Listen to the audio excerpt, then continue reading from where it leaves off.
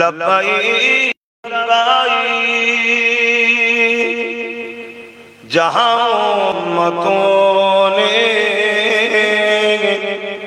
पुकारा मोहम्मद, सदाए महशर में लब्बाइक लब्बाइक जहां उम्मतों ने पुकारा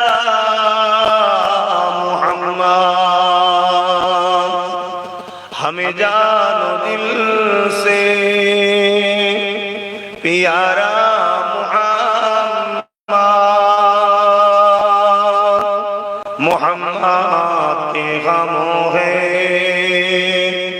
हमारा मोहम्मद। अल्लाहुम्मा सल्ली अला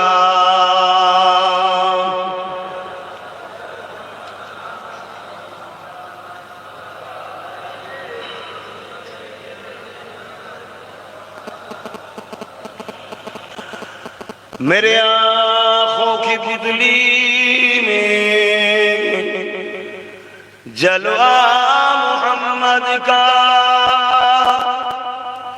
मेरे दिल के आईने में नक्शा है मोहम्मद का। कोई जन्नत में जाएगा, कोई दोज़ख में पहुंचे, मदीने की तरफ दौड़े दीवाना मोहम्मद का। अल्लाहुम्मा सल्ली अला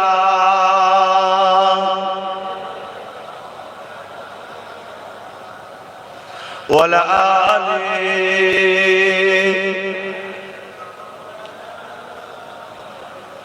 क़ल में ला इलाहा इल्लल्लाह,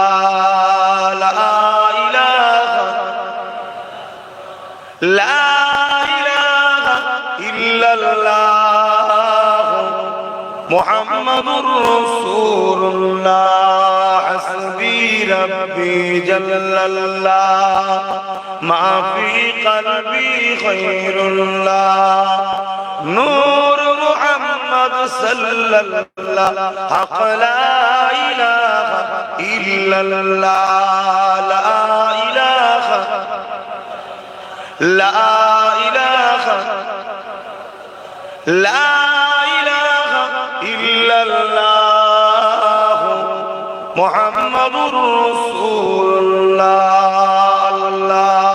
अल्लाहुम्मा सल्ली अला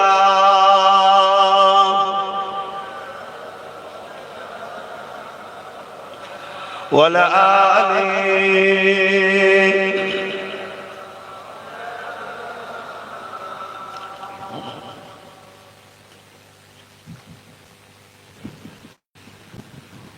وقال الله تعالى في كلام المزيد والفرقان الحميد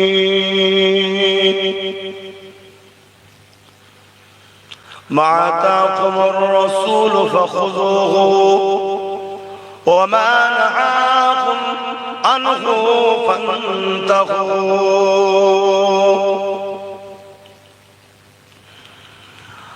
قال رسول الله صلى الله عليه وسلم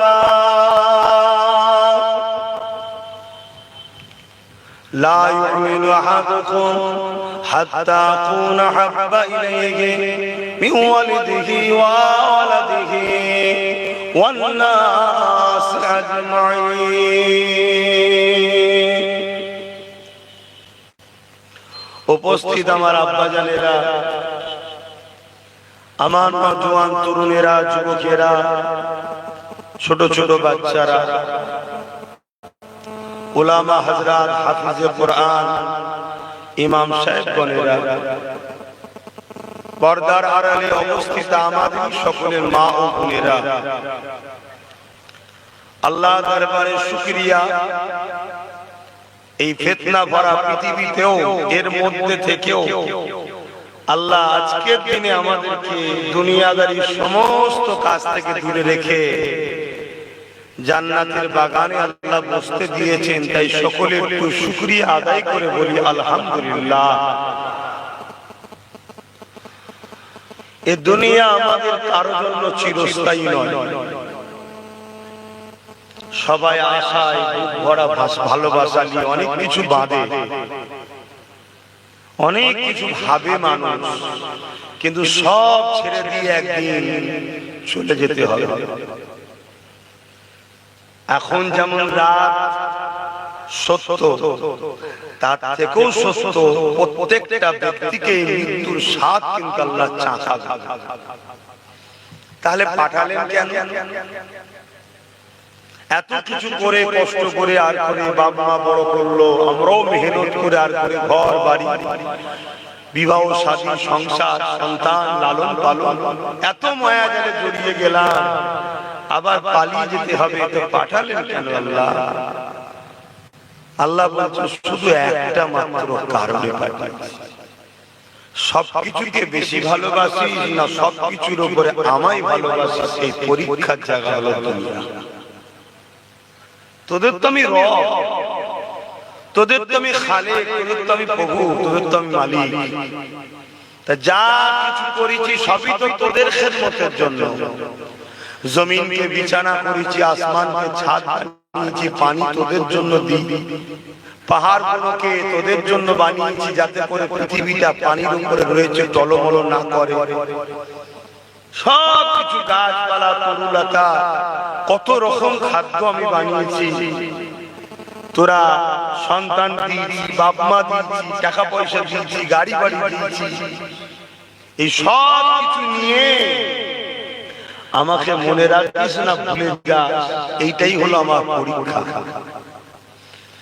যে কোনো কামিয়াবির আগে দুনিয়াতেও একটা পরীক্ষা দিতে হয়। তা আমি আল্লাহ তোদের জন্য পরকালে একটা দুনিয়ার থেকে লক্ষ কোটি তার তুলনা হয় না এত সুন্দর জায়গা জান্নাত বানিয়ে রেখেছি। তুলে বলুন সুবহানাল্লাহ। তোরা জান্নাতে যাওয়ার উপযুক্ত কি উপযুক্ত নয়, এই টেস্টটা লোভ হলো দুনিয়া। যে রক্তে যদি তোরা আমায় ভুলে যাস, তাহলে অরিজিনাল জান্নাত আমার পেলে তোরা কি সর্বনাশ করবি। দুনিয়া তো জেরক্স। এই পরীক্ষাটা তোদেরকে আমায় দিতে হবে। এটা হলো আমাদের মূল কাজ। আর কিছু না। এর জন্য আমি আল্লাহ তোদেরকে অন্ধকারে রাখবো না। আমি তোদের জন্য কিতাবও পাঠাবো, গাইড বুক, আর এই কিতাবটা বোঝাবার জন্য আমার মনোনীত পছন্দনীয় শিক্ষক পাঠাবো, যারা নবী রাসূল পয়গম্বর হবে। যুগে যুগে দুটো করে জিনিসই আল্লাহ পাঠিয়েছে, একটা আসমানি কিতাব আর একটা হলো কিতাব আমাদেরকে বোঝাবার জন্য নবী রাসূল পয়গম্বর। ঠিক তেমনই আজ থেকে ১৫০০ বছর আগে পৃথিবীর মানুষগুলো যখন ঈসা নবী চলে যাওয়ার পর এক আল্লাহকে ভুলে গিয়ে ৩৬০টা বা একাধিক নকল খোদা তৈরি করে ফেললো, নিজেদের মধ্যে খুনোখুনি, মারপিট, লুট, দাঙ্গা, মা বাপের উপরে অত্যাচার, বেটিদেরকে জেন্তু পুঁতে দেওয়া, ক্ষমতাশালী প্রভাবশালীরা গরিবদেরকে কৃতদাস দাসী বানানো, বেটিগুলোকে ভোগের পাত্রী বানানো। এরকম যখন মহল পৃথিবীতে অন্ধকার হয়ে গেল, আবার আল্লাহ এই অন্ধকার মানুষগুলোকে আলো দেখাবেন বলে সর্বকালের সর্বশ্রেষ্ঠ আসমানি কিতাব পবিত্র কোরআন শরীফকে গাইড বুক হিসাবে পাঠিয়েছেন। জোরে বলুন সুবহানাল্লাহ। এবং ওই গাইড বুকটা বুঝাবার জন্য قد جاءكم من الله নূর, আল্লাহ একটা জ্যোতি রশ্মি লাইট পাঠিয়েছেন, তিনি হলেন মুহাম্মদুর রাসূল। জোরে বলুন সুবহানাল্লাহ সাল্লাল্লাহু আলাইহি ওয়াসাল্লাম। এই কিতাব হলো আমাদের জন্য চলার পথ। আমাদের বলতে মোটেই মুসলমান নয়, সৃষ্টিকর্তা সবার সৃষ্টিকর্তা যতটা মুসলমানের ততটা হিন্দু, খ্রিস্টান, দলিত, আরবি, সাঁওতাল, বাগদি সবার সৃষ্টিকর্তা। তিনি সবাইকে বানিয়েছেন, তিনি সবার রব, তিনি সবার পালন কর্তা, তিনি সবাইকে রেজেক দেন, তিনি সবাইকে বাঁচার স্বাধীনতা দিয়েছেন, তিনি সবাইকে অক্সিজেন টানতে দিচ্ছে, কার্বন ডাই অক্সাইড বার করতে দিচ্ছে, তিনি সবার জন্য গাইড হিসাবে কোরআনকে পাঠিয়েছে আর প্রফেট মুহাম্মদ সাল্লাল্লাহু আলাইহি ওয়াসাল্লামকে সর্বশেষ মেসেঞ্জার, রাসূল, নবী, আওতার করে তিনি পাঠিয়েছেন। জোরে বলুন সুবহানাল্লাহ। কোরআন বলছে আমি তোমাদেরকে বানিয়েছি আমার দাসত্ব করো, ইল্লা লিয়াবুদুন ওয়া মা খালাকতুল জিন্না ওয়াল ইনসা ইল্লা লিয়াবুদুন, তোমরা আমার দাসত্ব করো। আল্লাহ আপনার দাসত্বটা কি? আল্লাহ কোরআন পাকের মধ্যে আবার বলছেন মা আতাকুমুর রাসূল ফাখুযুহু ওয়া মা নাহাকুম আনহু ফান্তাহু, আমার রাসূল যা আদেশ করেছে তা মেনে নাও, আমার রাসূল যা নিষেধ করেছে তা ছেড়ে দাও। কি বললাম? ওই যুবকটাকে জিজ্ঞেস করছি কি বললাম তোমাকে, কি বলি শুনেছো? কি বল বলো না, ওটা শুনলে তার আগে কি বলেছিলাম শুনেছো? কেন শুনতে পেলে না? তুমি মোবাইল, তাহলে মোবাইল তোমাকে ক্ষতি করছে, লাইটটা তোমাদের ধ্বংস, ঠিক না? যারা মোবাইল তৈরি করেছে তাদের ঘরে যুবকদের হাতে মোবাইল, তাদের ঘরে যুবক চেষ্টা করছে মোবাইল ছাড়া কি করে কথাবার্তা হবে সেই টেকনিক তৈরি করছে। মোবাইল প্রয়োজন নেই, পৃথিবীতে ফোন লাগাবে মানুষ, এই প্রযুক্তি তৈরি করার জন্য তারা ব্যস্ত। যেমন বিনা মোবাইল ছাড়া হযরতে ফারুক আযম বলেছিলেন ইয়া সারিয়াল জাবাল, জানেন তো নাকি? ওইটা কি করে উমর ফারুক বলতে পারলো? ওই রকম কিছু একটা করতে হবে, তারা চেষ্টা করছে। আর আমাদের ঘরের ছেলে তাদের মোবাইল নিয়ে ব্যস্ত। ওরম করো না ভাই, কথা বোঝো। কি ভয়ানক মেঘলা উঠেছে দেখতে পাচ্ছ না? আকাশের দিকে দিয়ে আমি কোন মেঘলার কথা বলেছি? আকাশের দিকে। তাহলে এত লেটে দিয়ে কম বোঝে, তাহলে কি করে সামলাবে? বোঝেন আমার আব্বা জানেরা, ভাইরা ভালো, আপনারা আমাকে বাসেন কিনা বাসেন পরের কথা, আপনাদেরকে আমার নবী ভালোবাসে, আমি আপনাদের ভালোবাসি, কথা শেষ। এটাই হলো নবীর প্রেমিকদের একটা বৈশিষ্ট্য।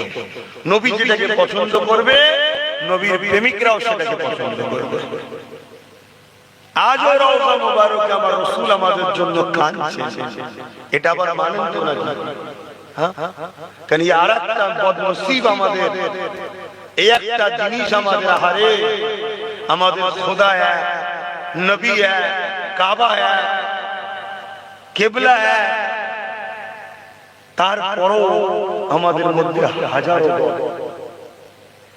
আর যাদের লাখো কোটি খোদা, লাখো কোটি কিতাব, লাখো কোটি সব থাকার পরও তারা কিন্তু দেখুন সব এক জায়গায় আমাদের ইসলামকে মিটাবার জন্য। এ আবার একটা সমাজে ফিতনা আমাদের মধ্যে আছে, নবী নাকি নাউজুবিল্লাহ মারা গেছে, শেষ হয়ে গেছে, বল নাউজুবিল্লাহ। এই যে আমরা ধ্বংসের কারণ, এই ধ্বংসের কারণটা কি জানেন? এই ধ্বংসের কারণ একটাই, আমরা আল্লাহর ভালোবাসার সঙ্গে বিদ্বেষ তৈরি করেছি, এজন্য আল্লাহ আমাদের উপর নারাজ। মসজিদ বাড়ছে একতলা থেকে দুতলা, মাদ্রাসা বাড়ছে 1 গ্রাম 2 গ্রাম 3 গ্রাম, জলসা বাড়ছে, টুপি এত বাড়ছে, বোরখা এত বাড়ছে, দোকান টুপি তসবির বেড়ে গেছে, সব জায়গায় বাড়ছে। খেয়াল করে দেখো ওই ভাটা একটা জায়গা কি করেছে, হুজুরের সঙ্গে মহব্বত ও আদর দেখে।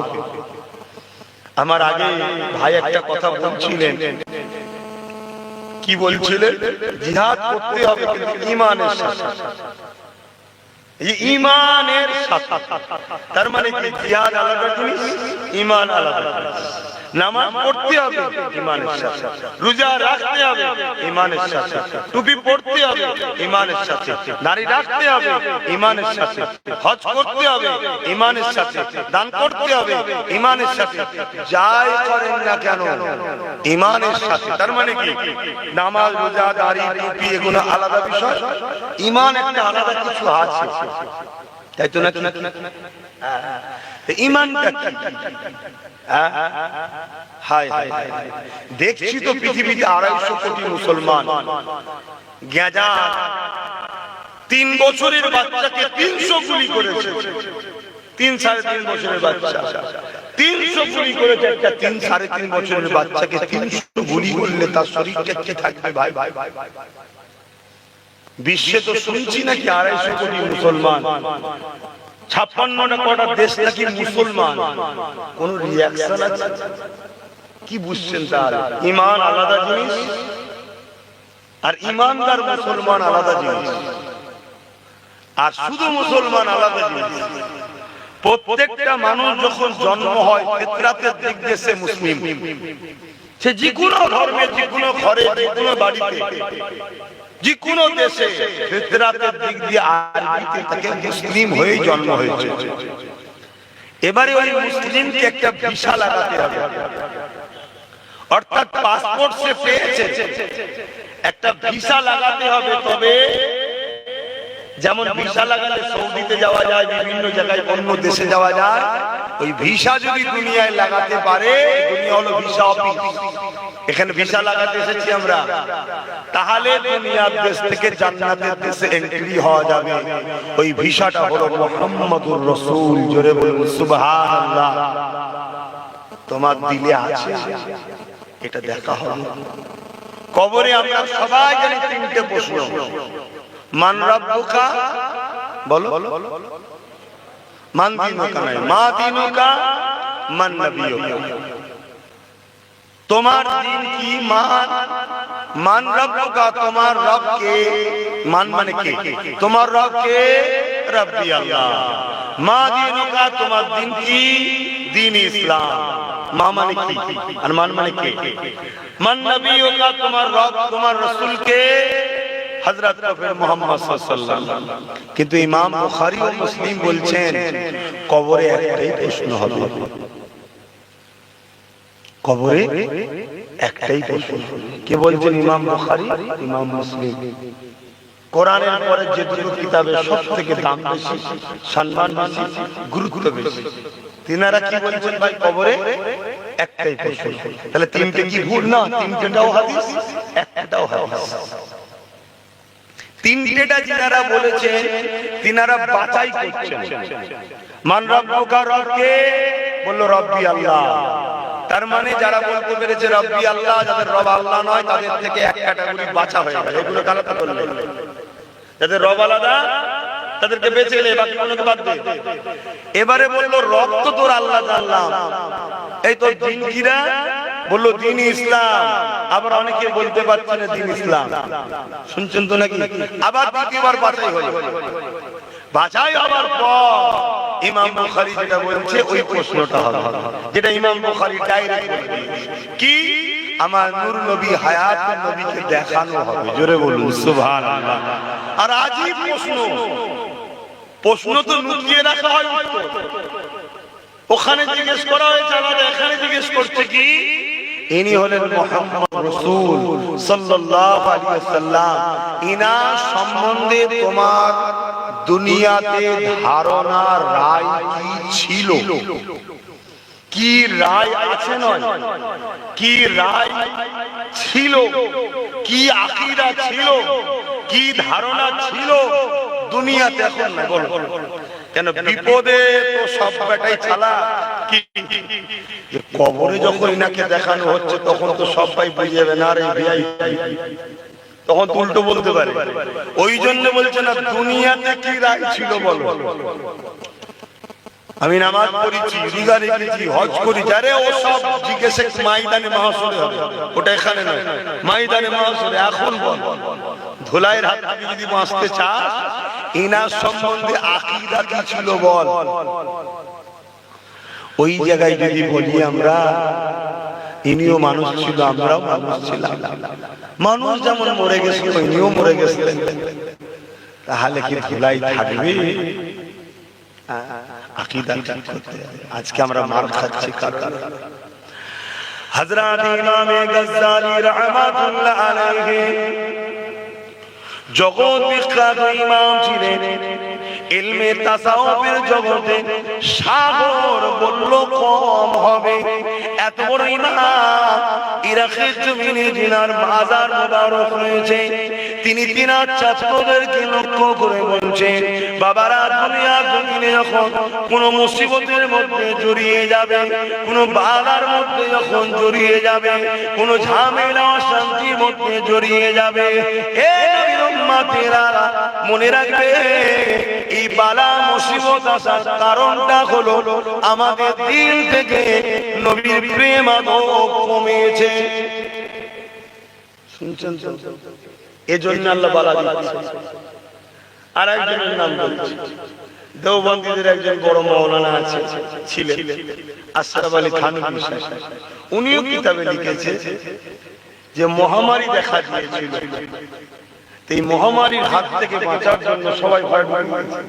যেমন কিছুদিন আগে করোনা হলো না, লকডাউন, ঘরে ঢুকে গেছে। তা আমি ওই সময় মহামারীর হাত থেকে বাঁচার জন্য আমি কলম আর খাতা নিয়ে হুজুরের জীবনী লিখতে শুরু করলাম। যেদিন হুজুরের জীবনী লেখা বন্ধ হলো, শেষ হলো, খতম হলো, সেদিন বালাও চলে গেল। বলুন সুবহানাল্লাহ। তা ইমামে গজ্জালী হুজুর কি বললেন?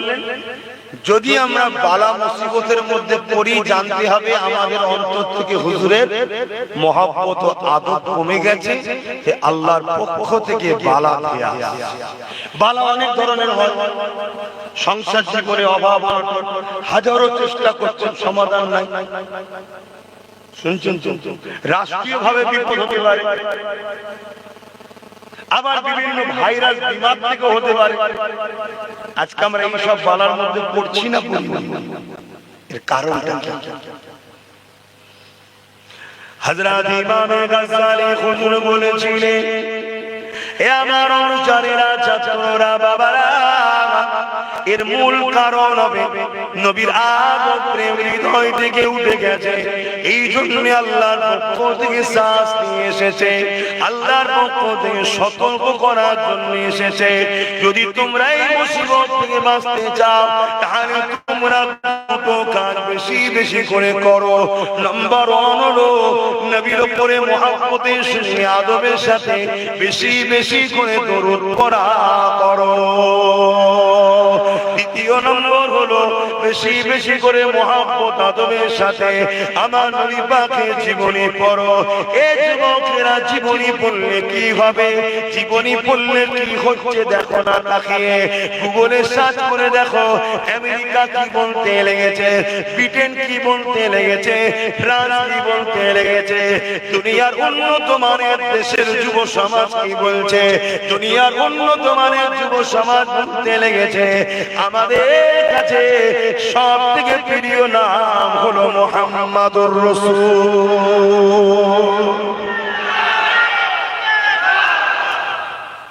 কি করে তারা জানলো? তারা গুগল থেকে অ্যাপ ডাউনলোড করে নবীর জীবনী পড়ছে। জীবনী পড়তে পড়তে তারা নবীর প্রেমিক হচ্ছে, ঈমানের কালেমা পড়ছে। তাই তো ইউরোপ দুনিয়ার রিপোর্ট, তাদের রিপোর্ট, আগামী 2040-45-এ ইউরোপ দুনিয়া, ইউরোপ একটা মহাদেশ জানেন তো নাকি, ইউরোপ দুনিয়া সংখ্যা গুরু হবে মুহাম্মাদের অনুসারী। জোরে বলুন সুবহানাল্লাহ। আরো জোরে বলা যাবে না? আর আমাদের বাপ দাদা নানা নানি সব রাসূলের অনুসারী, কিন্তু আমরা আজকে রাসূল থেকে দূরে সরে যাচ্ছি। এজন্য আজকে আমরা বিপদগ্রস্ত। আসুন আল্লাহকে যদি ভালোবাসি, আল্লাহর হুকুমটা মানতে হবে। আল্লাহ কোরআনের মধ্যে বললেন কুল ইন কুনতুম তুহিব্বুনাল্লাহা ফাত্তাবিউনি ইউহিব্বুকুমুল্লাহ ওয়া ইয়াগফির লাকুম যুনুবাকুম আল্লাহু গফুরুর রহিম। এখানে ছোট কাপ নেই, বড় কাপ আছে। ছোট কাপ থাকলে হবে খাওয়া, এদিকে ছোট কাপ দিয়ে বলে কুল হুয়াল্লাহু আহাদ। ছোট কাপ যদি লাগাই তার মানে হবে খেয়ে ফেলবো সেই আল্লাহকে যিনি এক, নাউযুবিল্লাহ। আর বড় কাপ হলে কি হবে? বলা হাবিব আপনি বলেন খালেক ও মালিক রব আল্লাহ তিনি যিনি এক। জোরে বলুন সুবহানাল্লাহ।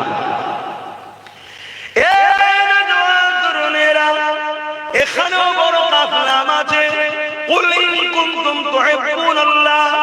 আমার হাবিব আপনি বলে দিন যারা বলে আমি আল্লাহ আমাকে ভালোবাসি, এদের ভালোবাসাটা সত্য না মিথ্যা?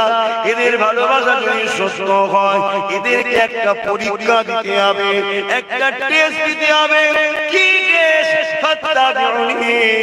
হাবিব আগে যেন আপনার ইত্তেবা করে, আগে যেন আপনাকে অনুসরণ করে, আগে যেন আপনাকে ফলো করে। আপনাকে ইত্তেবা অনুসরণ যারা করে নেবে ইউহিব্বুকুমুল্লাহ, আমি আল্লাহর পক্ষ থেকে ঘোষণা দিয়ে দেয় আমি আল্লাহ তাদেরকে ভালোবেসে নেব। কি আমরা চাই না যে আল্লাহ আমাদের ভালোবাসে? বলুন বলুন বলুন। তাহলে ভালোবাসা আল্লাহ যদি ভালোবাসে আমাদেরকে চাই, পন্থাটা কি, এর রাস্তাটা কি?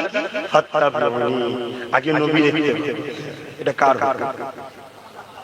আল্লাহরই যখন হুকুম, তাহলে আমি যদি অতি দরদ দেখাই তাহলে অতি ভক্তি।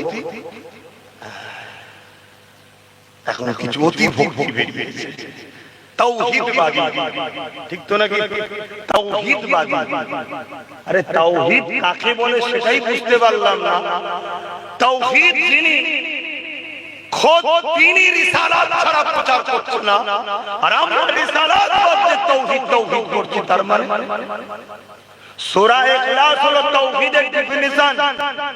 মক্কার মুশরিকরা যখন জিজ্ঞেস করেছিল হে প্রফেট মুহাম্মদ সাল্লাল্লাহু আলাইহি ওয়াসাল্লাম আল্লাহকে, নবী যখন বললেন লা ইলাহা ইল্লাল্লাহ, আল্লাহকে সিওয়া কোই ইলাহাই নেই, তখন মক্কার মুশরিকরা বললেন কে আল্লাহ? আল্লাহ তো বলতে পারতেন, হাবিব বলে দিন হুয়াল্লাহু আহাদ, আল্লাহ যিনি এক, আল্লাহুস সামাদ, আল্লাহ তিনি কারো মুখাপেক্ষী নন, লাম ইয়ালিদ ওয়া লাম ইউলাদ, তিনি কাউকে জন্ম দেয় না, তিনার থেকে কেউ জন্ম নেয় না, তার বাবা মাও নাই, স্ত্রী সন্তানও নাই। ওয়া লাম ইয়াকুল্লাহু কুফুয়ান আহাদ, যিনি এক অদ্বিতীয়, তিনার সমকক্ষ কেউ নেই। এটা হলো আল্লাহর সংজ্ঞা, আল্লাহর ডেফিনিশন। আল্লাহ হতে গেলে এই সংজ্ঞার সঙ্গে মিলতে হবে। আর আমার সৃষ্টিকর্তা যিনি সত্যি আল্লাহ, তিনার সাথে ছাড়া কারো এটা মিলেও না। জোরে বলুন সুবহানাল্লাহ। বাপ আদমকে যদি নিয়ে আসেন, বাপ মানে কিন্তু বাবা আদমের স্ত্রী ছেলে পুলে রয়েছে। কথা বুঝে আসছে? কোন ক্ষেত্রে কারো সঙ্গে মিলাতে পারবেন না, একমাত্র তিনার সঙ্গে মিলবে যিনি হলেন লিল্লাহি মা ফিস সামাওয়াতি ওয়া মা ফিল আরদ, জমিন আসমানের একমাত্র সৃষ্টি মালিক আল্লাহ। জোরে বলুন সুবহানাল্লাহ। কিন্তু আমি যেটা বুঝাতে চাইছি, এখানে আল্লাহ কি বললেন? হাবিব আপনি বলেন হুয়াল্লাহু আহাদ, আল্লাহ বলেন কুল হুয়াল্লাহু আহাদ। হাবিব আপনি বলে দিন। এই যে হাবিবকে বলতে বলেছে, অর্থাৎ রিসালাত দিয়েই আল্লাহ তাওহীদকে আমাদের কাছে প্রোটেক্ট করছে, তাওহীদকে আমাদের কাছে পাঠাচ্ছে, নিজের একত্ববাদকে পাঠাচ্ছে। রিসালাতের মাধ্যম দিয়ে আমরা সেই রিসালাতকে বাধ্য দিয়েছি। বুঝছেন তো নাকি? আমাদের দুর্দশার কারণ একটাই, আমাদের দুর্দশার কারণ একটাই, মাদ্রাসা অনেক বেড়েছে ভাই, মসজিদ অনেক বেড়েছে। আগে মুফতি পাওয়া যেত, এখন মুফতির অভাব নেই। মৌলানা পাওয়া যেত, মৌলানার গ্যারেজ। পীর পাওয়া যেত, এখন পীর দুদিন পর বিক্রি হবে 4 আনা কিলো। কত পীর কিনবি, কিনে নিবি। এত পীরের ঠেলাঠেলি শুরু হয়ে গেছে। কথা কি খারাপ না? সব বেড়েছে। সমস্যা পাবে একটা জায়গায়, যে সাগর থেকে আমার নদী নালাতে পানি আসে, ওই সাগরে পানি কিন্তু আজও আছে, কিন্তু আসার রাস্তাটাই ফাটা পড়েছে। আসার রাস্তাটা হলো আদব ও প্রেম। জোরে বলুন সুবহানাল্লাহ। সাগরটা বোঝাবার জন্য বলছে, আমার নবীকে তো সাগরের সঙ্গে তুলনা চলে না। কারণ আমার নবী হলেন সাগরেরও নবী, জোরে বলুন সুবহানাল্লাহ। কিন্তু বুঝাতে চাইছি, কথা বুঝতে, তাহলে ইমাম গাজ্জালী হুজুর কি বললেন, বাঁচতে গেলে নবীর জীবনী পড়ো। আর খোদ রাসূলুল্লাহ কি বলেছেন, হে আমার উম্মতীরা, তোমরা বাচ্চাদের ঘরে তিনটে শিক্ষা প্রতিটা বাবা মাকে দিতেই হবে, প্রত্যেকটা বাবা মাকে তিনটে শিক্ষা দিতেই হবে। প্রথম নম্বরে রাসূল কি বলেছেন বলুন, প্রথম নম্বরে কি বলেছেন, আমি নবী আমার প্রেম ও আদবের শিক্ষা দাও। দ্বিতীয় নম্বর কি, আমার আহালদের প্রেম ও আদবের শিক্ষা দাও। তিন নম্বরে রাসূল বলছেন কোরআনের শিক্ষা দাও। কেন? এ তো আমি তৈরি করিনি বাবা, এ তো হুজুরের কথা। আর হুজুরের কথা যে না মানবে সে আবার ইসলাম মুসলমান কিসের? তাহলে প্রথম নম্বর কি শিক্ষা, হুজুরের আদব ও প্রেম। দ্বিতীয় নম্বর হুজুরের আহালদের আদব ও প্রেম। তিন নম্বর কোরআনের শিক্ষা। আমার ক্ষুদ্র জ্ঞানে এসেছে কোরআনের মতো পাওয়ারফুল জিনিসকে পাহাড়ের উপরে রাখলে পাহাড় চূর্ণ বিচূর্ণ হয়ে যেত। এই সিনাতে কোরআন রাখা চারটিখানি ব্যাপার নয়। এই সিনাকে মজবুত করতে গেলে নবীর প্রেম ও আহলে রাসূলদের প্রেম আদব ঢুকাও, তখন এই সিনা এত পাওয়ারফুল হবে কোরআনের লোককে রাখতে পারবে। জোরে বলুন সুবহানাল্লাহ। তাই হুজুর বলেছে, বাকিটা হুজুর আল্লাহ জানে, আল্লাহ তাহলে ফাত্তাবিউনি, আগে যেন হুজুরের ইত্তেবা করা হয়। কিন্তু এখানে একটা মানে, এই ইত্তেবাকে নিয়ে, অনুসরণকে নিয়েও আমাদের সমাজে একটা বিভ্রান্ত আছে যে আমরা হুজুরকে অনুসরণ তো করি, মহব্বত আদব করতে হবে কেন? কিন্তু আমি জানতে চাই ভাই, কাউকে যদি ভালোবাসা, তার উপরে ভক্তি যদি না থাকে, তার কথা কেউ শুনবে? তাকে কেউ ফলো করবে? আপনার পাড়াতে আপনার আব্বার বয়স 60 বছর, 80 বছরের একটা পাড়ার মুরব্বী আপনাকে যদি রাত 12টার সময় ডাকে যে বাবা আমার বুকে ব্যথা হচ্ছে, ওষুধ এনে দে, আপনি গুরুত্ব দেবেন না। আর আপনার 60 বছরের বাপ, সে যদি ডাকে, বয়স কম, আপনি এক হাত ছাড়া ছাড়া বাস করলেও যাবে। কেন? এটা আমার ভালোবাসা।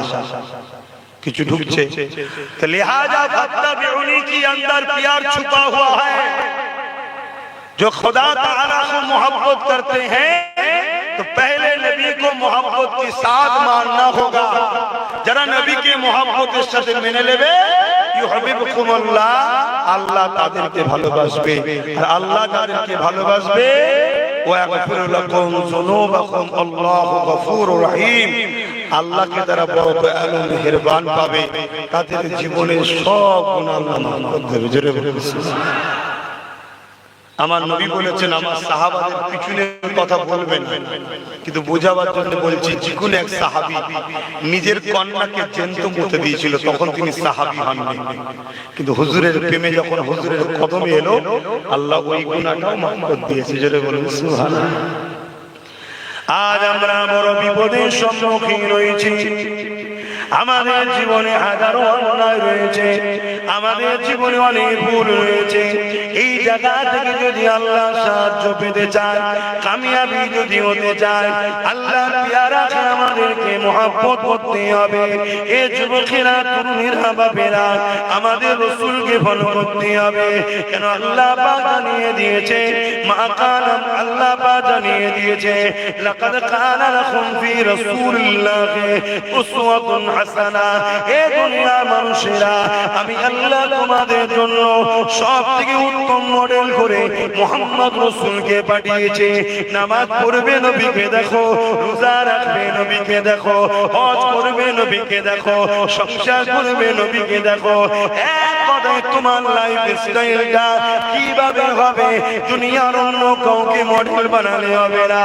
তোমার জন্য একটাই মডেল, উসওয়াতুন মানে হচ্ছে মডেল, সেটা হলো মুহাম্মদ রাসূলুল্লাহ। এই তোমার ধর্মনীতি মুহাম্মদ রাসূলকে ফলো করে করতে হবে। তোমার সমাজনীতি, তোমার অর্থনীতি, তোমার সংসার নীতি, তোমার লাইফের প্রতিটা মুহূর্তে। কিন্তু আজকে দুঃখের বিষয়, আমরা গলা লম্বা লম্বা করে নবীর উম্মত দাবি করি, মসজিদ নবী আছে, মাদ্রাসায় নবী আছে, বাকি কোন জায়গাতে আমরা রাসূলুল্লাহকে ফলো করি না, কারবারও নবীকে অনুসরণ করি না, সংসার জীবনে নবীকে অনুসরণ করি না। অথচ আল্লাহ পাক জানিয়ে দিয়েছে তোমার টোটাল লাইফটাতে আমার রাসূলুল্লাহকে ফলো করতে হবে। তোমার ধর্মনীতি, তোমার সমাজনীতি, তোমার এডুকেশন নীতি, তোমার সম্প্রীতি নীতি, তোমার মানব বন্ধন নীতি, এমনকি তোমার রাষ্ট্রনীতি বা রাজনীতি, এ তো মুহাম্মদ রাসূলকে মডেল বানাতে হবে। রাসূল ছাড়া অন্য কাউকে ফলো করে রাজনীতি করা এটা উম্মতের জন্য ধ্বংসের কারণ ছাড়া কখনো নাজাত হতে পারে না। এবারে কারো প্রশ্ন জাগতে পারে, আমি তো গণতান্ত্রিক রাষ্ট্রে বাস করি, এই জায়গায় নবীকে কি করে মানব? ঢুকতে পারে না, পারে না। এটা আমাদের শুধুমাত্র আমাদের মধ্যে শয়তানি অসুয়াশা ছাড়া কিছু নেই। যদি এই গণতান্ত্রিক দেশে চোরেদের নীতি চলতে পারে, খুনিদের নীতি চলতে পারে, লুটেরাদের নীতি চলতে পারে, রেপের নীতি চলতে পারে, সমাজ বিরোধী নীতি চলতে পারে, সব নীতি যদি চলতে পারে, সর্বকালের সর্বশ্রেষ্ঠ সুলতান দোনো জাহানের বাদশাহ মুহাম্মদ রাসূলের নীতি চলবে না? এটা তো আমাদের দুর্বলতা। আমার নবী কি নীতি শিখিয়েছে? আমার নবী যখন মক্কা থেকে ইয়াসরিব মদিনায় চলে গেলেন, মদিনায় গিয়ে নবী রাষ্ট্র কায়েম করলেন। একটু সংক্ষেপে বলছি, জেনে রাখা দরকার। কারণ আজ আমাদের মধ্যে একদল মুসলিম সেজে মুনাফিক ঢুকেছে। খারাপ নিলে হবে না, হাকিকাত। হযরত সালাউদ্দিন আইয়ুবী নাম শুনেছেন? কথা বলছেন না তো? 3000 আলেমকে কতল করেছিল। কত? জোরে বলবেন না? কতল করার পর আল্লাহ ওনার বয়স দিয়েছে বা যাবার সময় হয়েছে, উনি বিছানায় শুয়ে আল্লাহর কাছে কাঁদছেন, বলছেন আল্লাহ আমাকে যদি আরো কিছুদিন হায়াত দিতেন, আপনার বান্দা বান্দীগুলোকে মুনাফিকের হাত থেকে বাঁচাতাম। আরো কিছু কতলটা বাকি রয়েছে। কি বুঝলেন? কত হাজার? 3000। আলেম দেখলে হবে না, মুফতি মৌলানা দেখলে হবে না, দাড়ি টুপি দেখলে হবে না, দেখতে হবে হুজুর আছে কিনা। নামাজ দেখে, রোজা দেখে, দাড়ি দেখে, টুপি দেখে, মসজিদ দেখে, মাদ্রাসা দেখে, কোরআন তেলাওয়াত করা দেখে, বড় বড় মসলা ফতোয়া দেখে নবী এই ঈমানদার চিনা যায় না। ঈমানদার চিনতে গেলে যেমন সোনা চিনতে গেলে কোষ্ঠী পাথর লাগে, ঈমানদার চিনতে গেলে মুহাম্মদুর রাসূল লাগে। জোরে বলুন সুবহানাল্লাহ। আর না আবু বকর সিদ্দিক তো নামাজ পড়েছে, আব্দুল্লাহ ইবনে উবাই নামাজ পড়েন। আবু বকর সিদ্দিক নবীর হাতে হাত দিয়েছে, আব্দুল্লাহ ইবনে উবাইও দেয়নি। আমার কথা কি আপনি বেজার হচ্ছেন? আমি ব্যক্তিগত কারো উপরে রাগ মিটাচ্ছি না। আপনার আমার নবীর উম্মত, আমার নবীর উম্মতদের বাঁচাবার জন্য বলবো না।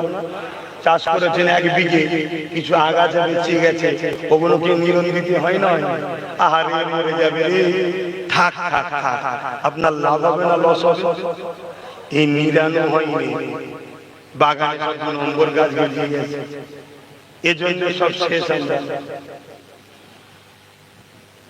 এজন্য শেষ। হয়তো অনেকে ভাবছেন হুজুরের দোয়া কাবলে বলবেন না। 10 বছর ধরে বলছি ভাই, আমি 10 বছর ধরে আমার ক্যাসেট শুনেন না আপনারা? 10 বছর ধরে বলছি, 10 বছর আগে থেকে সতর্ক করছি, ওয়াকাফ যাচ্ছে, জলদি করে ধর, ওয়াকাফ যাচ্ছে ধর, তোদের মসজিদ তোদের থাকবে না, তোদের কবরস্থান তোদের থাকবে না, তোরা তোদের মাহবুবকে পুরাতে হবে, কবর দিতে পারবি না, মসজিদে যাবি AK-47 দাঁড়িয়ে দাঁড়িয়ে পাছা লাল করে দেবে। 10 বছর ধরে বুঝাচ্ছি। নিরীহ ছেলেরা বুঝলো, একদল নামদারি আলেম উলামা আমার পিছনে কম সমালোচনা করেছে, গালি গালাজ দালাল বাপ মা কি না বলেছে। গত 3 দিন 4 দিন আগে কলকাতায় একটা মিটিং হলো, সেখানে একজন দাড়িওয়ালা টুপিওয়ালা আমার বাপ মা তুলে গালি দিচ্ছে, প্রকাশ মাথায় টুপি, বয়স কমসে কম 55-60 বছর বয়স, গালি দিচ্ছে বাপ মা তুলে। আমি নাকি দোষী, কত শুনছেন তো নাকি? হ্যাঁ, যদি আমার সরকার থাকার পরে যদি বলতাম দিল্লি চলে যা, তাহলে আমি দোষী করতে পারতাম। হায় এ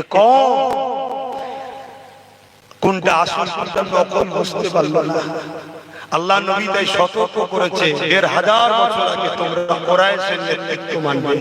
কেন নবী বলেছে? আমার উম্মতের মধ্যে ঢুকে যাবে মুনাফিক। আরো একটা কথা বলে যায়, অনেকে বলছে সমস্ত আলেম ওলামা যেদিকে সেদিকেই তো থাকতে হবে, ওটাও শরীয়তের দলিল নয়।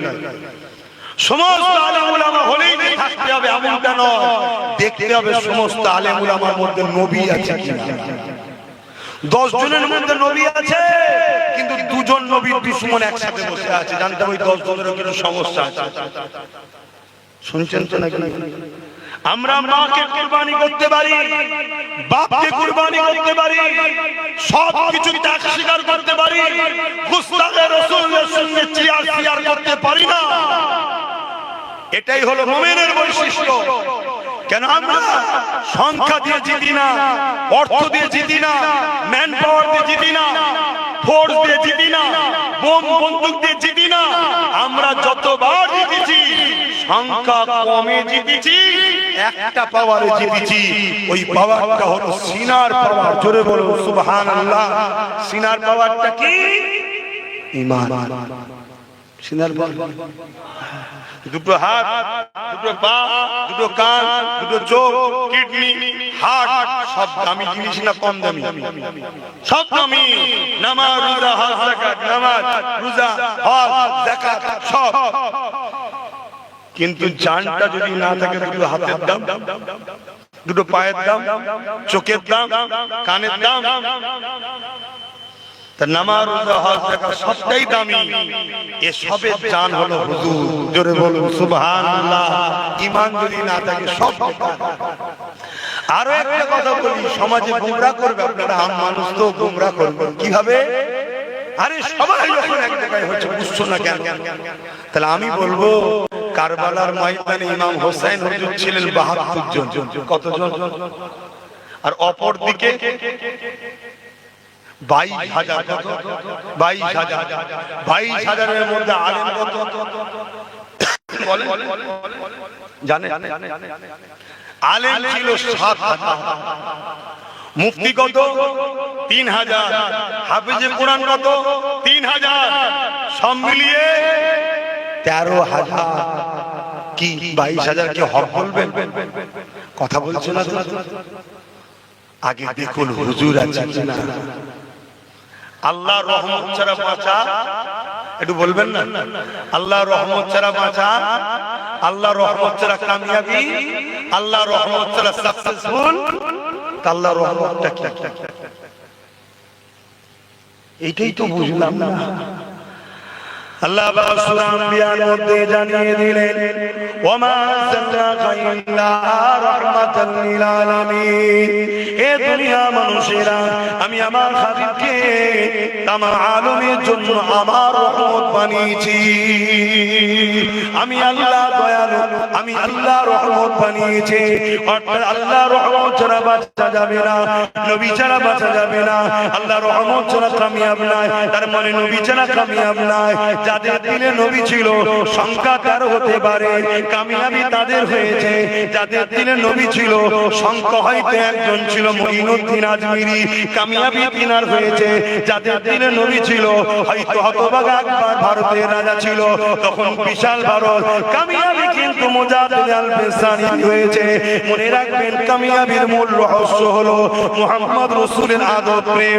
এ যুবকেরা, তরুণীরা, বাপেরা, আর যাদের নবীর প্রেম আদর্শ সত্যিকারে থাকবে, তাকে নামাজের জন্য ডাকতে লাগে না, রোজার জন্য ডাকতে লাগে না। এই সম্বন্ধে একটা ছোট্ট কথা বলি।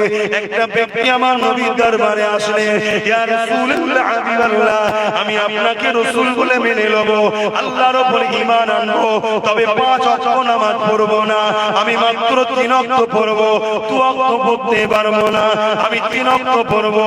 আল্লাহ নবী মুচকি এসে উঠলেন, সাহাবা ভর্তি মজলিস। আল্লাহ নবী কি বললেন? ঠিক আছে বাবা, তুমি 3 ওয়াক্তই পড়বে, আসো কলেমা খানা পড়ে নাও। ইয়া রাসূলুল্লাহ, ইয়া রাসূলুল্লাহ। তাহলে কত রেখাত পড়তে হবে? ঠিক আছে পড়বে। এখন এই মশলা যদি কোনো হুজুর দেয় তাহলে জানতে হবে হুজুর ভণ্ড। ওটা হুজুর নবীর জন্যই ঠিক আছে, কেন শরিয়াত হলো নবী। কথা বুঝছেন তো? পৃথিবীর কেউ শরিয়াতের মালিক নয়, শরিয়াতের মালিক আল্লাহ হুজুরকে বলে। আর হাত্তাকে এটাও শুনে রাখে, যত নবীরা এসেছে সমস্ত নবীরা মুহাম্মদ রাসূলের প্রশংসা গুণগান আশিক ছিল। জোরে বলুন সুবহানাল্লাহ। কেননা সূরা বাকারার মধ্যে আল্লাহ ওয়া ইয আখাযাল্লাহু মিসা, আমি হাফেজ এমনি সব বলতে পারবো না, ওখানে আমাদের ফুরফুরা শরীফের মানুষ হয়ে গেছে, উনি বাকি বলতে পারবেন। কথা বুঝে আসছে, সব সময় স্মরণ থাকে না। তারপরে এখন যা চাপ টেনশনে ঘুরছি আরো সব স্মরণ হয়ে গেছে। তো যাই হোক, আল্লাহ মিশাক নিয়েছিলেন সমস্ত নবীদের থেকে সূরা বাকারার মধ্যে যে আমি একজনকে পাঠাবো। সমস্ত নবীদের বলছে তোমাদেরকে আমি কিতাব দেব, হিকমত দেব, সম্মানিত করব, তোমরা আমার মনোনীত রাসূল হবে। কিন্তু আমি একজনকে পাঠাবো যিনি আমার হাবিব হবে, বন্ধু হবে। নবীদেরকে কি বলছে শোনেন, তুমি আমি কোথাকার কে? আব্বাস সিদ্দিকী কে থেকে যা দাদা হুজুরের আওলাদ, নবীদেরকে বলছে দাদা হুজুরের আওলাদ দেখাচ্ছে। নবীদেরকে বলছে আমি যখন পাঠাবো আমার বন্ধুকে, তোমরা তোমাদের সব কিতাব হিকমা সব রেখে দিয়ে, নেতৃত্ব ছেড়ে দিয়ে, শাসন গদি থেকে ছেড়ে আমার বন্ধুকে রাসূল বলে মেনে নিয়ে তার নেতৃত্বে তার গোলামি করবে। কি বলবো শুনছেন? রূহের জগতে মিশাক লিখছে আল্লাহ, শুধু সেখানে নবীরা আছে, আলাদা রূহ নেই, সব ভিআইপি রূহ নবী রাসূলদের। সমস্ত নবী রাসূলরা বলেছিলেন ক্বালা নাআম, জি আল্লাহ আমরা স্বীকার করছি এবং তিনার উপরে ঈমান আনছি। আল্লাহ বললেন তোমাদের এই কথার উপরে আমি আল্লাহ সাক্ষী রইলাম। জোরে বলুন সুবহানাল্লাহ। যখন এই মিশাক লিয়া হয়ে গেল, একটা নূর এসে সমস্ত নবীদের রূহকে যেমন মেঘলা ছায়া করে মাথার উপরে, এভাবে পুরো ঢেকে ফেলল। নবী আলাইহিস সালাম যে রূহ বলতে লেগেছেন আল্লাহ এই রূহ কার, এই রূহটা কিসের? আল্লাহ বললেন জিনার উপরে তোমরা ঈমান আনলে ইনি হলো আমার সেই মাহবুব প্যারা মুহাম্মদ রাসূল। জোরে বলুন সুবহানাল্লাহ। আজকে সেই নবী আমাদের দিলে কোন? পুরো পৃথিবী অবাক হয়ে দেখতে লেগেছে, পুরো পৃথিবী রিসার্চ করে দেখতে লেগেছে। পাওয়ার আমাদের হাতে, মিসাইল আমাদের হাতে, বোম বন্দুক আমাদের হাতে, রাজ ক্ষমতা আমাদের হাতে, তারপর মুস্তাফার গোলামগুলোকে মিটানো যায় না। একদিকে মিটায় আর একদিকে কোটি কোটি বেড়ে যায়। এ যুবকেরা, তরুণেরা, এই যে আজকে আমাদের অকাপকে লুটে নেওয়া হলো, ইসলামকে মুছার একটা ষড়যন্ত্র, মুসলমানকে মিটিয়ে দিবার একটা ষড়যন্ত্র। এই ষড়যন্ত্র নতুন নয়, এর আগে অনেকবার হয়েছে। যেমন হালাকু খান ষড়যন্ত্র করেছিল, ইসলাম ও মুসলমানকে পৃথিবীর জমিন থেকে মুছে দিবার প্ল্যান করেছিল। এমন করে মিশরের জমিনে হালাকু খান হামলা করেছিল। ওই হামলাতে এত মুসলমানকে মেরেছিল, মুসলমান নরনারীদের মাথার খুলি দিয়ে কল্লা দিয়ে বিশাল বিশাল রাজপ্রাসাদ তৈরি করেছিল। তথাপি আজকে হালাকু খান মিটে গেছে, তার আওলাদ তার বংশধরের কোনো পরিচয় নাই। কিন্তু আমিনার লালের গোলাম পৃথিবীতে 250 কোটি রয়ে গেছে। তারপরে চেঙ্গিস খান নাম শুনেছেন না? ইরাকে হামলা করেছিল বাগদাদ। পুরো বাগদাদের লাইব্রেরি, বাগদাদের মাদ্রাসা সব আগুন দিয়ে পুড়িয়ে ছারখার করেছে। 1 লক্ষের উপরে উলামাকে হত্যা করেছে, 1 কোটির উপরে মুসলমানকে কতল করেছে চেঙ্গিস খান। তাহলে কি বড় ত্রাস করেছে বুঝতে পারছেন?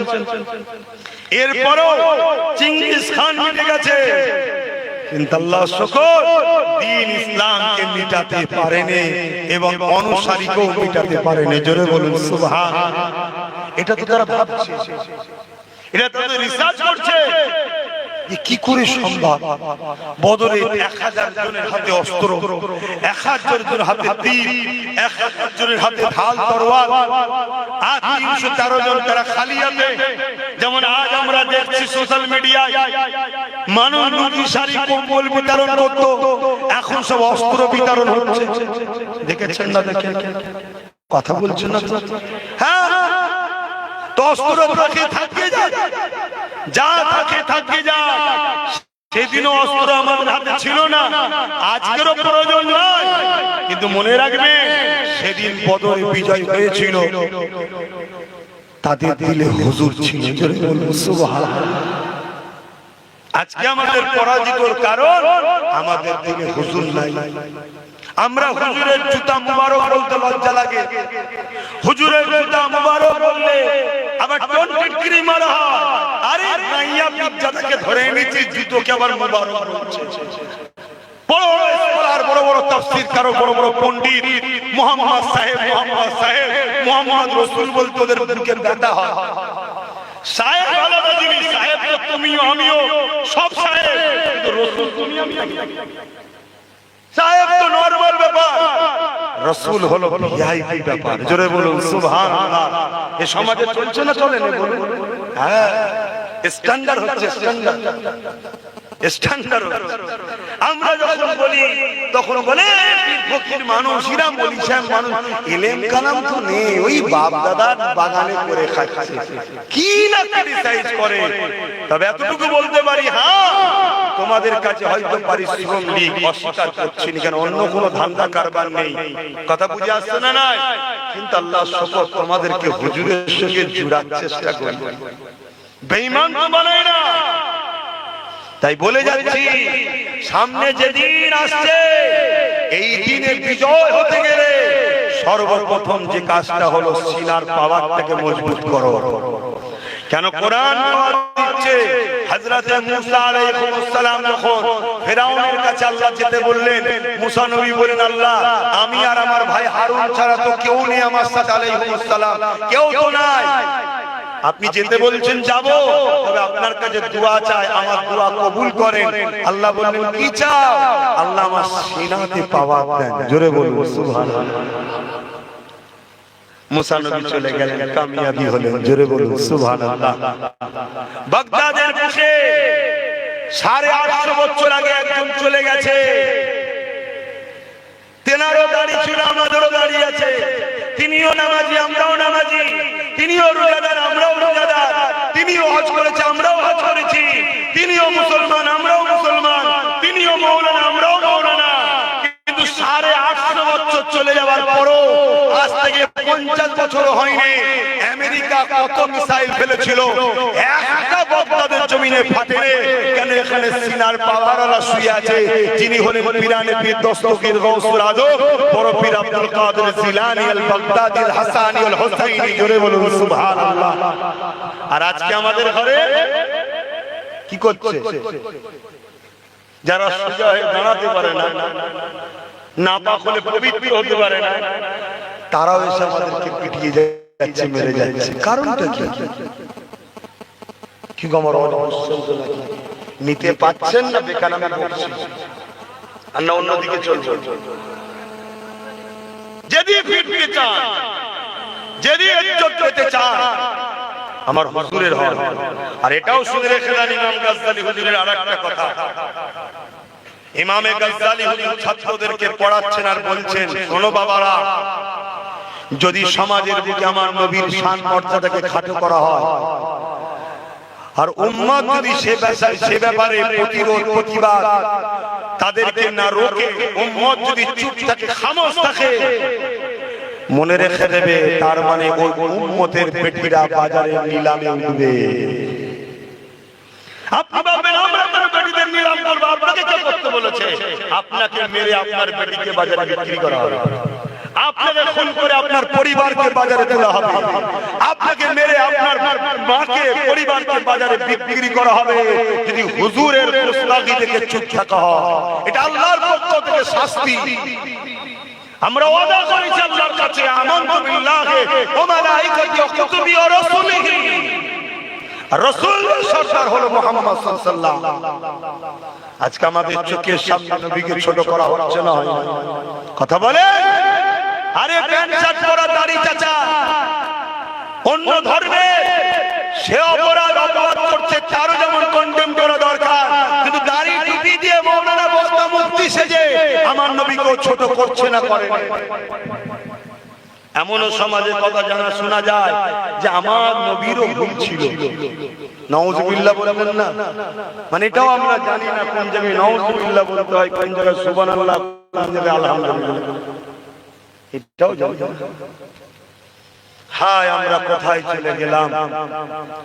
এই উম্মতেরই একটা উম্মত সালাউদ্দিন আইয়ুবী তার নাম, বয়স তার 7 বছর। কত? 7 বছর। বাজারে গেছে চাচার সাথে, মন দিয়ে শুনে, এই উম্মতের আমরা যে বয়স 7 বছর বা 9 বছর কি দেবে, আমি 9 বছরতে ধরলাম, যাও বাজারে গেছে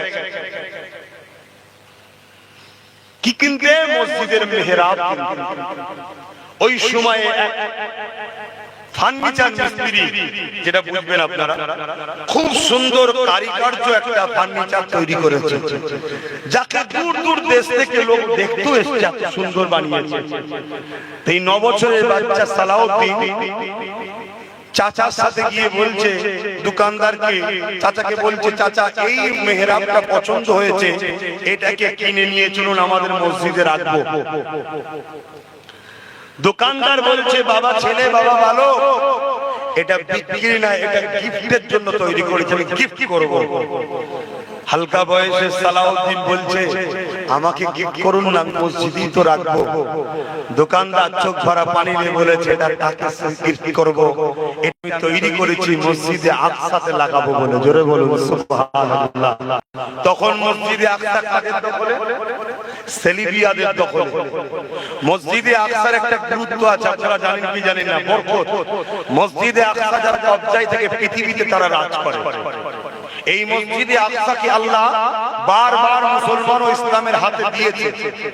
যখনই মসজিদে আকসার চতুর্দিকে মুসলমান যারা থাকে, আস্তে আস্তে পাপাচারে, লোভ লালসায় জড়িয়েছে, হিংসা জুলুমে জড়িয়েছে, তখনই জালি হুকুমাতকে পেটিয়ে তাদের হাত থেকে কেড়ে নিয়েছে। আবার তাদের মধ্যে গুটি কতক যারা ছিল, তারা তওবা করে কাটাকাটি করেছে, আবার ইমানদার লিডার পাঠিয়ে তাদের নেতৃত্বে আবার মসজিদ আকসাকে আল্লাহ উদ্ধার করিয়েছে। জোরে বলুন সুবহানাল্লাহ। কখনো সুলাইমান নবী, কখনো দাউদ নবী, কখনো ইউসুফ বিন নূহ আলাইহিস সালামের নেতৃত্বে, কখনো ফারুক আজমের নেতৃত্বে, আর একবার এই 9 বছরের বালক সালাউদ্দিন আইয়ুবী তখন সেলিবিয়ারা দখল করে রেখেছিল মসজিদ আকসাকে। ওই সময়তে ওই 9 বছরের বালক সালাউদ্দিন আইয়ুবী কথা শোনার পরে দোকানদারকে কি বলছে জানেন? দোকানদারকে বলছে, ইনশাআল্লাহ আপনি রেখে দিন, মসজিদে আকসা দখল করে এটা আমি গিয়ে লাগাবো। জোরে বলুন সুবহানাল্লাহ। আর আমাদের 9 বছর ছেড়ে দেন, আমাদের 30-40 বছর পর্যন্ত রাত থেকে জেগে পাবজি গেম খেলছে, এদের হিসি নেই, আগামী দিনে এদের অস্তিত্ব মিটে যাচ্ছে, এদের হুঁশ নাই। তাহলে আমরা মিটবো না তো কারা মিটবে? তবে এখানে একটা কথা বলবো, চ্যালেঞ্জ দিয়ে বলছি, ইসলামকে যারা মিটাতে চেয়েছে তারা মিটে গেছে, ইসলাম মিটেনি, মিটবে না। জোরে বলুন সুবহানাল্লাহ। কিন্তু আমাদের গাফলতির ফল আল্লাহ আমাদেরকে কোটি কোটি মুসলমানকে জালিমদের হাতে কতল করিয়ে দেবে। কেন? আমরা নামে তাল ভোটি দেবে না, আমরা নামে তাল কুকুর, আমরা বেঈমান নেতার জন্য বোম বন্দুক বার করি, মা বাবার জন্য মারপিট করি, সামান্য একটা জায়গার জন্য নিজের মায়ের পেটের ভাইয়ের নামে কেস করি। আর মুস্তাফা জানের রহমতের বেলায় যখন কোনো প্রতিবাদ হয়, সেই সকল আলেম উলামাদের বিরোধী করে, তাদেরকে দাওয়াত করে আবার খানা খাওয়ায়, তাদের তাদের মাহফিলে গিয়ে আবার শুনি আমরা, সেই উম্মত আমরা। আল্লাহ আমাদেরকে ধ্বংস করবে না? হ্যাঁ, কি গো আমার মাথায় বেজার হচ্ছে? কারো ধারণা যেতে পারে? দেখুন, বলুন, লাইন ঘুরিয়ে দিচ্ছি, অসুবিধা নেই। হ্যাঁ, আরে অনেকে বলে আমি নামাজ পড়ি তো, আমি রোজা রাখি তো, আমি তো হজ করি, আমার মুখে দাঁড়িয়ে আছে, আমি আলেম, আমি মুফতি, আমি কোরআন তেলাওয়াত করি। আপনি জানেন না 72টা দলে নামাজ থাকবে, রোজা থাকবে, দাড়ি থাকবে, টুপি থাকবে, নবী বলতে তারপরেও জাহান্নামে যাবে। জানেন না? সাহাবারা জিজ্ঞেস করছেন, হুজুর কারণ কি? আল্লাহ নবী বললেন তাদের অন্তরে আমি নবী আমার হাইয়া থাকবে না, আদব থাকবে না, তারা আমার উপরে বুকস রাখবে, গুস্তাখি রাখবে, তারা আমাকে নিয়ে খুলে খুলে উম্মতকে শিখাতে চাইবে না। প্রত্যেকটা মুহাল্লা মসজিদে ওয়াজে প্রতিটা খানকাতে মাদ্রাসাতে আমার মনে হয় প্রত্যেকটা নবী খুলে খুলে শোনানো দরকার। কারণ নবী হলো প্রকৃত কোরআনের বাস্তব। জোরে বলুন সুবহানাল্লাহ। আম্মা জান আয়েশা সিদ্দিকা রাদিয়াল্লাহু তাআলা আনহাকে সাহাবারা জিজ্ঞেস করছেন, হুজুর আমাদের নবী কেমন ছিল? মন দিয়ে শুনছেন? সাহাবা হুজুররা বলছে আমাদের নবী কেমন ছিল? যিনারা 24 ঘন্টা হুজুরের কাছে থাকা পছন্দ করে, সব সময় হুজুরের কদমের গোড়ায় বসে থাকে, হুজুরের সাথে জিহাদে, হুজুরের সাথে নামাজে, হুজুরের সাথে হজে, হুজুরের সাথে সফরে, হুজুরের সাথে রোজায়, হুজুরের সাথে কোরআন তেলাওয়াতে, দ্বীনি শিক্ষায়, সব জায়গায় যারা থাকতো হুজুরের সাথে, তারা বলছে আম্মা জানকে পর্দার আড়াল থেকে, আম্মা আমাদের হুজুর কেমন ছিল? আম্মা জান কি বলছে? তাহলে সাহাবা হুজুররা হুজুর কেমন ছিল বুঝতে পারছে না, আর আমাদের মুফতি বলছে হুজুর চিনে ফেলেছি, হুজুর তো আমাদের মতো ছিল। বলে না, বলে না, হাই রে দুঃখ, হাই রে কপাল, হাই রে দুঃখ, হাই রে কপাল।